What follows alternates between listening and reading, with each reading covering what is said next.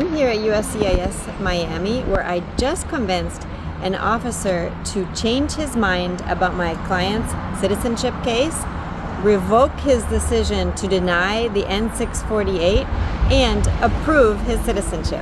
Hi, I'm attorney Alicia Morgan of Immigration Lawyers USA, and I solve immigration problems.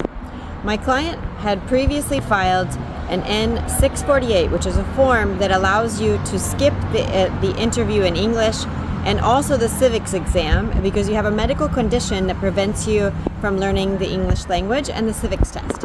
My client had previously been denied that N648 because his doctor did not fill out enough information that proved that he was unable to take the test.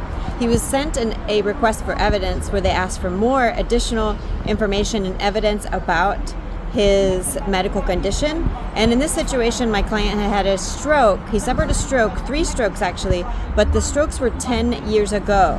And because his strokes were such a long time ago, and he's otherwise able to function, he works, he has his own business, and he's able to communicate in Spanish and Italian, the officer made a decision that he was not incapable of learning the English language and taking that civics test.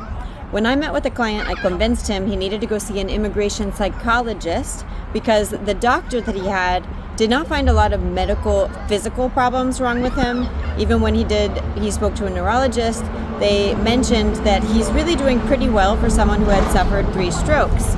So I sent him to an immigration psychologist who was able to document that not only does he suffer some physical problems, including his eye and some other sides of his body are not as strong, but he also has PTSD, he has anxiety, he suffers from memory problems, as well as anxiety whenever he gets into new situations, whenever he has exposed to a lot of light and changes in temperature, and he's suffering on a daily basis because of these psychological symptoms.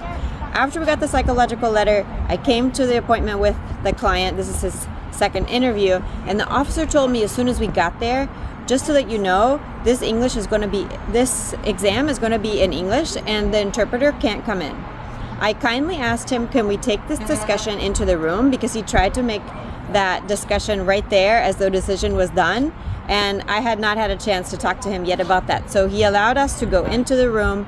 I explained to him the circumstances of his case, including the fact that my client although he's been working, he has a job that he's had since he was 14 years old, and he has muscle memory of his job as a handyman.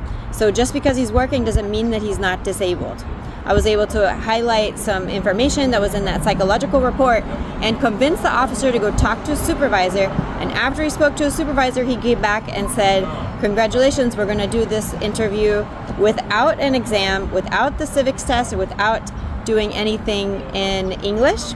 And that was a win already, but after we had the appointment, we had the entire interview, the officer approved him on the spot, and at 1:30 he's coming back to swear in as a U.S. citizen. If you need help like this, my legal prowess was able to change the officer's opinion, and I can do the same for you. Let us know if you need help with your citizenship case.